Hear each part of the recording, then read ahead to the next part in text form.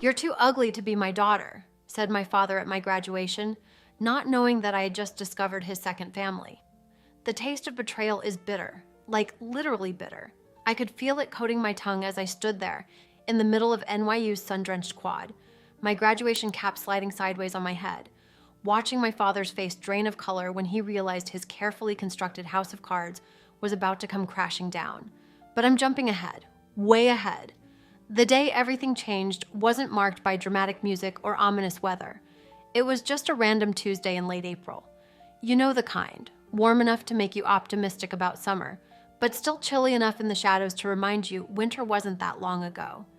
I was at Brewhouse, my favorite off-campus coffee shop, buried in public health statistics notes and my third cold brew.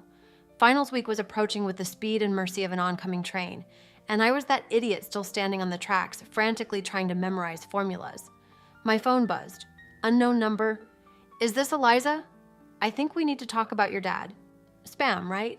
Probably some scammer trying to tell me my father's car warranty had expired, or something equally eye-roll worthy. But some tiny instinct, the same one that makes you check behind the shower curtain when you're home alone, made me respond. "Who is this?" The reply came immediately. "My name is Vanessa. I've been married to Robert for 12 years. We have 2 children. Robert, my father's name." I stared at my phone, the words blurring as my eyes refused to focus. This had to be a joke, a sick, twisted joke from someone who knew my dad's name. "This isn't funny," I texted back. "My parents have been married for 25 years. 3 dots appeared, disappeared, appeared again. My heart hammered against my ribs like it was trying to escape. A photo appeared in the chat. My dad, unmistakably my dad with his salt and pepper hair and the crooked smile that only lifts one side of his mouth, with his arm around a petite blonde woman. And in front of them, sitting cross-legged on a picnic blanket, were 2 children. A boy around 10 with dad's exact hairline, and a girl maybe 7 or 8 with chubby cheeks and pigtails. They were at some park I didn't recognize, but dad was wearing the Michigan State sweatshirt I'd given him for Christmas 2 years ago. The one he claimed was too casual, but that I'd seen him wear exactly twice. The ground beneath me shifted, or maybe it was just my perception of reality crumbling. I lurched from the table, knocking over my cold brew. Dark liquid spread across my notes, but I couldn't bring myself to care as I stumbled toward the bathroom. I barely made it to the toilet before emptying the contents of my stomach. Coffee and half a bagel. Glamorous. When I emerged from the bathroom stall, pale and shaking, I caught my reflection in the mirror. Same wavy brown hair as always. Same hazel eyes, a little bloodshot now. Same slightly too wide nose that dad always said came from mom's side of the family. Except, what if it wasn't from mom's side? What if nothing I knew about myself was true? I splashed water on my face and called my mother. No answer. I tried again. Nothing. My heart rate picked up even more if that was possible. Mom always answered her phone. Always. I texted, "Need to talk ASAP, emergency." Then I sat back down at my coffee-soaked table and stared at the wall, ignoring concerned glances from the barista. My mind was spinning faster than a TikTok trend cycle. 3 excruciating hours later, my phone finally rang. "Sweetheart, what's wrong? Are you hurt?" Mom sounded breathless, like she'd been running. I swallowed hard. "Mom, do you know someone named Vanessa?" The silence that followed was so complete I could hear the tiny sound of her breath catching. "Mom?" I prompted, my voice cracking despite my best efforts. "Where did you hear that name?" Her voice had gone flat, emotionless. Mom's business voice, the one she used when negotiating with difficult clients. "She texted me today. She says she's married to Dad, that they have kids." Another long silence. Then, "I need to make some calls. I'll call you back." She hung up before I could protest. I sat there, frozen, as other students around me laughed and studied and lived their normal lives. How many of them had just discovered their father might be running a real-life sister-wife situation? Probably 0. I tried calling Dad, straight to voicemail, typical. The man was allergic to answering his phone unless it was a business opportunity.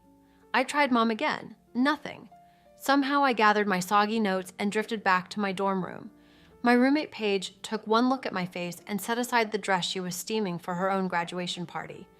"Who died?" she asked, only half joking. "My parents' marriage, apparently," I mumbled, collapsing onto my twin extra-large bed. Paige's eyes widened. "No way.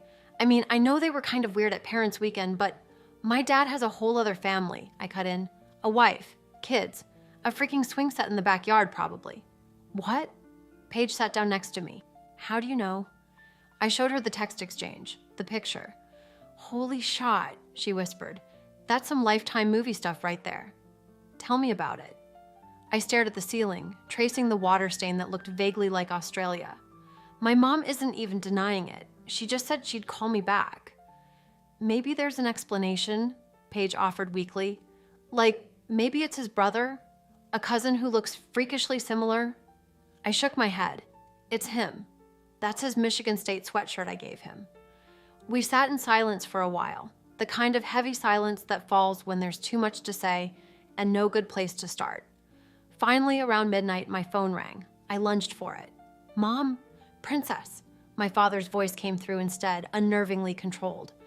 I understand you've been talking to someone who's been harassing our family. My grip tightened around the phone. Dad, she sent me pictures of you with her and the kids. Photoshopped, he said dismissively. This woman is unstable. She's been stalking me because of a business deal that went south. Her husband was an investor who lost money. She blames me. It sounded plausible. Dad was a financial consultant. He'd dealt with angry clients before, people who'd lost money and wanted someone to blame. But how did she get my number? How does she know who I am? Public records, social media, people can find anything these days. His voice softened slightly. Listen, we've already contacted the police. Just block the number and forget about it. Focus on your finals. That's what matters right now. I wanted to believe him, I really did. His explanation made sense, and it would be so much easier to just accept it and move on. Dad, where are you right now? What? At the Marriott in Chicago. I told you I had that conference this week. Put Mom on the phone. She's not here, Princess. She's at home in New York. Where else would she be? But according to my roommate, Mom had called our dorm's landline. Who even uses those anymore? Saying her phone was broken and she was staying with Aunt Caroline in Boston. Something wasn't adding up. I need to go, Dad. I have an early class tomorrow. Block that number, Eliza. I mean it. This woman is dangerous. I hung up and stared at my phone. Then I did what any self-respecting Gen Z would do. I Googled the hell out of everything. Vanessa Robert Matthews, Connecticut brought up nothing useful. Same with every variation I could think of. If this woman existed, she wasn't leaving digital breadcrumbs. I did, however, find a business listing for my dad in Westport, Connecticut. Not just his name on some directory, an actual satellite office of his financial consulting firm, in a town I'd never heard him mention once in 22 years. Paige watched me spiral down the research rabbit hole, periodically offering snacks and moral support. You know what you should do, she said around 2 a.m. when we were both punch drunk with exhaustion. Hire a PI, like in the movies. I snorted. Right, with what money? My broke college student funds? What about that cash your grandma gave you for your Europe trip? I'd been saving for a post-graduation backpacking adventure across Europe. 3 weeks, 5 countries, one giant check from Grandma Matthews for my 21st birthday that I'd squirreled away. I can't waste that on... Is it really a waste if it gives you answers? Paige challenged. The next morning, bleary-eyed from a night of minimal sleep and maximal overthinking, I found myself in a tiny office 3 blocks from campus, sitting across from a man named Marcus Webb. Marcus looked nothing like the PIs in movies. No trench coat, no world-weary expression, no tumbler of whiskey on his desk at 10 a.m. Just a middle-aged black man with kind eyes and a bow tie, in an office that smelled faintly of lemon pledge. So, he said after I'd stumbled through my explanation, you want me to find out if your father has a second family? Yes. Number, I don't know. I rubbed my eyes. I want to know if this woman Vanessa is telling the truth. If those kids, if they're really... I couldn't finish the sentence. Marcus nodded, his expression giving away nothing. I charge $500 up front for a basic background check and surveillance. Additional days are $300 each. I handed over my debit card, wincing as I mentally said goodbye to the Amalfi Coast portion of my Europe trip. I just need to know the truth, I told him. Either this woman is crazy or my dad has a second family. I'll be in touch within 48 hours, Marcus promised. I walked out feeling both lighter and heavier, like I'd set something important in motion but wasn't sure if I was ready for where it would lead. The next day I got an email from Vanessa. I know you blocked my number, I don't blame you, but please, for your own sake, ask your father about the birthmark on his lower back. the one shaped like Florida. Ask him about the cabin in Vermont where he takes us every winter. Ask him why he always buys 2 of the same tie when he finds one he likes. 1 for each house. The birthmark. I remembered it from childhood swimming trips. Florida shaped, right above his waistband. I forwarded the email to Mom. No response. That afternoon, amid a panic attack in the library stacks that left me hyperventilating behind the medical journals, I got a text from Marcus. Found something. Can you come by today? 2 hours later, I was back in his lemon-scented office. He slid a manila folder across the desk. Property records show Robert Matthews has owned a house in Westport, Connecticut for 11 years, he said without preamble. Utilities are in the name of Vanessa Matthews. 2 minor children, Benjamin and Lily, are registered at Westport Elementary School. I stared at the folder, afraid to open it. There's more, Marcus continued, his voice gentle. Your father's company has a satellite office in Westport. According to local business records, it's been operating for 9 years. And according to his credit card statements, how did you get those? I interrupted. Marcus simply raised an eyebrow in a way that suggested I probably didn't want to know. According to his statements, he continued, your father spends approximately 3 nights a week at the Westport residence. The pattern has been consistent for years. Finally, I opened the folder. On top was a photo of my father mowing a lawn I'd never seen, in front of a house I'd never visited. I thought I might throw up again, but instead a strange calm settled over me. The calm that comes when suspicion crystallizes into certainty. Thank you, I said, my voice steady. Is there an address? Marcus hesitated. Miss Matthews, I'm not sure that confronting your father in person is... I'm not going to confront anyone. I just need to see it, with my own eyes. After a pause, he wrote an address on a Post-it and slid it across the desk. I drove to Connecticut that same day, borrowing Paige's ancient Honda. The GPS took me through winding suburban streets to a quiet cul-de-sac. I parked a few houses down and waited. The house was beautiful. Colonial style, white with black shutters, perfectly manicured lawn. Exactly the kind of house Dad always said he hated. Too suburban, he'd tell Mom when she talked about maybe moving out of the city someday. Around 3:30, a school bus stopped at the end of the street and 2 children got off. Even from a distance, I could see that the boy, Benjamin I guessed, had Dad's distinctive walk, slightly pigeon-toed. The girl skipped alongside him, her backpack bouncing. And then there he was, my father, coming out of the house, arms outstretched to greet them. He was wearing jeans. Dad, who I'd never seen in anything but suits or golf attire, and a faded t-shirt. He picked up the little girl and spun her around, her delighted shriek carrying all the way to my car. For hours, I sat there, watching this alternate universe version of my family. I saw my father push the kids on a swing set in the backyard, saw him kiss Vanessa when she came home wearing blue scrubs, saw them all sit down to dinner at a table on the patio, laughing and talking. It was so normal, so domestic, so completely unlike the father I knew. The one who missed dinners, who was perpetually checking his phone, who seemed allergic to casual physical affection. When darkness fell, I started the car with shaking hands and drove back to the city. I pulled over twice to cry and once to vomit on the side of the highway. Back at the dorm, Paige was waiting up for me. Your mom called the landline, she said, worry etched on her face. Like, who even does that anymore? She said her phone is broken and she's staying at her sister's place in Boston. Said she'll call you tomorrow from a new number. Aunt Caroline lived in Boston. Mom went there sometimes when she and Dad had big fights, but it had been years. Did you find anything? Paige asked hesitantly. I nodded, unable to speak. I showed her the folder from Marcus, the pictures I'd taken with my own phone. Oh, Eliza. She pulled me into a hug. I'm so sorry. I collapsed into her arms and finally let the tears come freely. What kind of person does this? I sobbed. Who lives a whole second life? Who does that?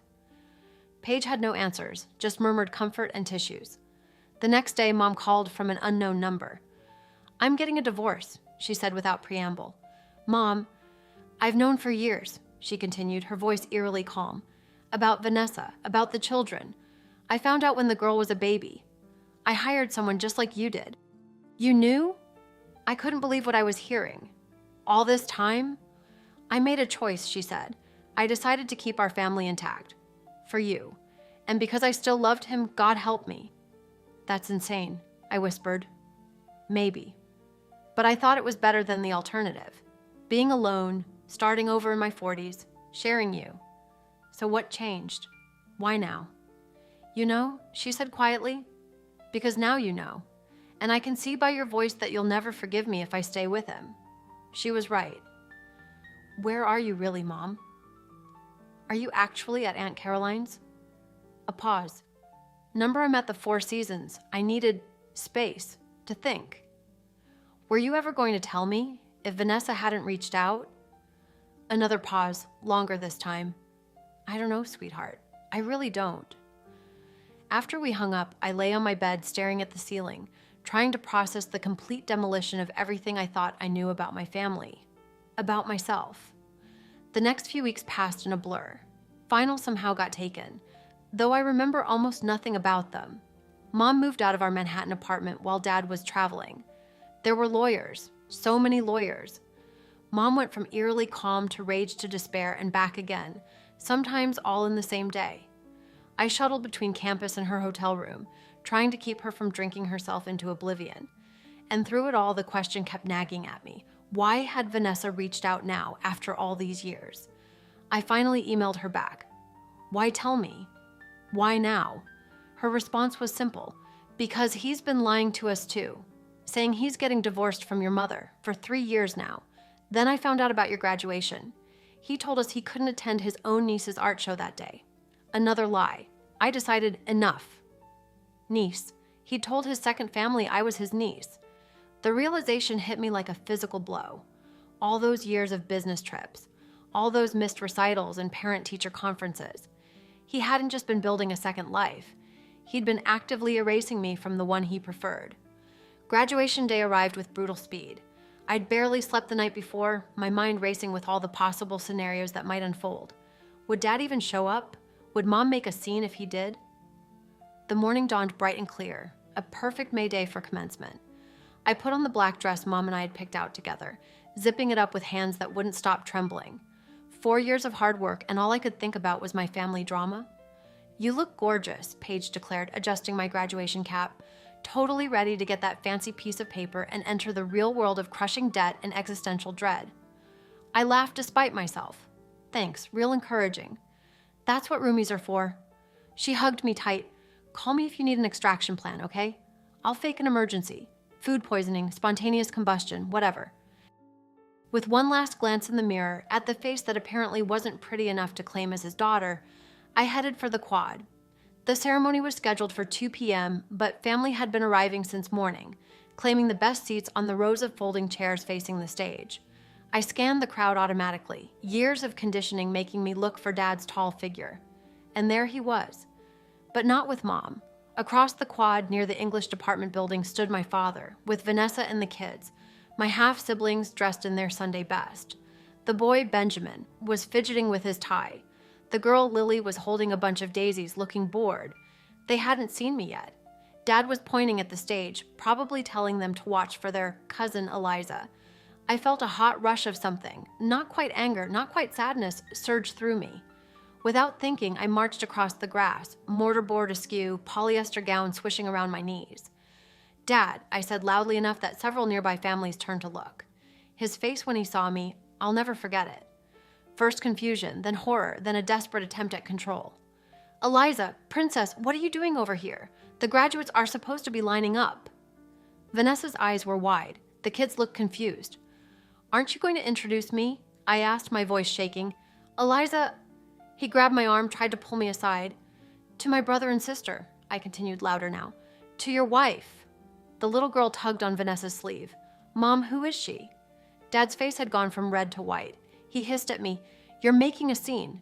This isn't the place. When is the place, Dad? When would be a good time to acknowledge that my entire life has been a lie? My voice was rising now, attracting more attention. People were definitely staring now. Vanessa looked like she might faint. That's when Dad said it. The words I'll never forget, spat out in desperate anger. You're too ugly to be my daughter anyway. The silence that followed was absolute. I heard Vanessa gasp. The little boy's mouth fell open. I felt like I'd been slapped. Of all the things he could have said, of all the cruel, desperate deflections, he'd gone for my appearance, my most vulnerable insecurity. I've never been the pretty one. I know that. I've got Dad's heavy brow and Mom's wide nose. In a family of attractive people, I was the plain Jane, the smart one, the one with such a pretty face and so much potential. But to hear him say it, on my graduation day in front of everyone. "Robert," Vanessa's voice cut through the silence, sharp with disbelief. "How could you?"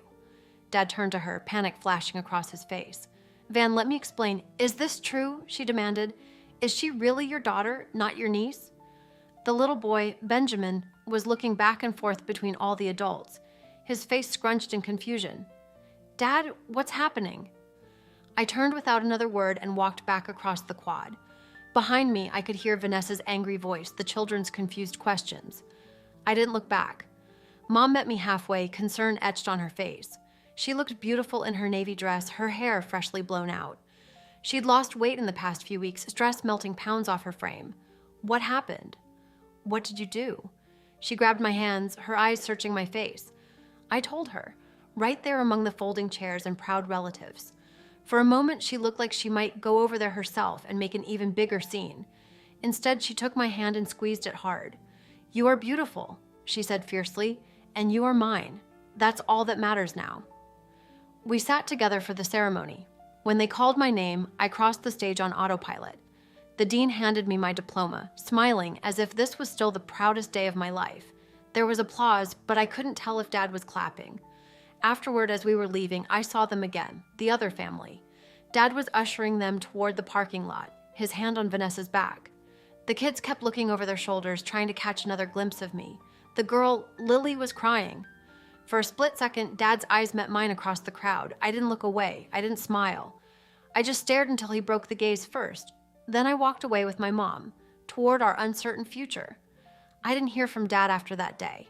Not a call, not a text, not even a card for my birthday 2 weeks later. It was like he'd decided that if I knew the truth, I no longer existed for him. Mom ended up with a decent settlement. Dad didn't fight it, too afraid she'd tell everyone about his double life, I guess. She moved into a smaller apartment on the Upper East Side, started taking art classes, went back to therapy 3 times a week. I think she might be dating her instructor now, but she's being cagey about it. I deferred mid-school for a year. Took a job at a health nonprofit instead, trying to clear my head. My therapist says I have trust issues now. You think? 4 months after graduation, I got a text from an unknown number. "This is Benjamin. Your brother, I guess. Dad doesn't know I'm texting you. Can we talk?" I didn't respond. What would I even say? "Hey, bro. Sorry our dad's a lying asshole who got caught with his pants down at my graduation." 2 weeks after that, a letter arrived at Mom's place. No return address, but the handwriting looked like a kid's. Inside was a crayon drawing of 4 people, a blonde woman, a tall man, a boy, and a girl. And off to the side, standing alone, was another figure, me, I realized, with a graduation cap. At the bottom, in careful printing, "From your sister Lily. Dad says we can't talk to you, but I think that's dumb. You seem nice." There was a phone number too, not Dad's, not the one Vanessa had texted me from, a new one. I haven't called it yet. I don't know if I will. But I think about them sometimes. Benjamin and Lily, my siblings. Do they hate me for blowing up their perfect suburban life? Do they understand what happened, or has Dad fed them some sanitized version of events? And I wonder about Vanessa too. Did she stay with him like my mother did for all those years? Or did she finally see him for what he really is? A man capable of living 2 completely separate lives without remorse until he got caught? Sometimes I wake up in the middle of the night, hearing Dad's words over and over. "You're too ugly to be my daughter." And then I remember, I'm not his only daughter anymore, and maybe that's okay. Does the other me, Lily, look like him? Does she have his eyes, his smile? The parts of himself he always wanted to see in me? I don't know, but I do know this. The ugliness wasn't in my face. It was in his heart all along. I met Paige for coffee last week. She's in law school now, already talking about crushing the bar exam. "Have you heard from your dad?" she asked, stirring her latte. "Radio silence," I said. But I got another drawing from Lily. This one had me holding hands with her and Benjamin. No Dad in the picture. "Are you ever gonna call her? Them?" I shrugged. "I don't know. Part of me wants to. They're innocent in all this. But another part feels like it would be opening a door I'm not ready to walk through." "What about your mom? How's she doing?" "Better. She's dating her art teacher now, some French guy named Jean-Philippe. He has a man bun and makes his own kombucha." Paige snorted. Of course he does. Hey, he makes her happy. And he's not secretly married to anyone else as far as we know, so he's already a step up. We laughed, but it was the kind of laughter that's adjacent to pain. Later that night, I sat on my tiny apartment balcony, staring at the number Lily had written on her drawing. The city thrummed around me, indifferent to my drama. Maybe someday I'll be ready to call, to get to know the siblings I never knew I had, to try to build something new from the ashes of my father's deception. But for now, I'm still learning how to trust again. How to believe that what people show me is what's real. How to look in the mirror and see beauty, not the flaws my father pointed out. I'm healing one day at a time, and that's enough for now.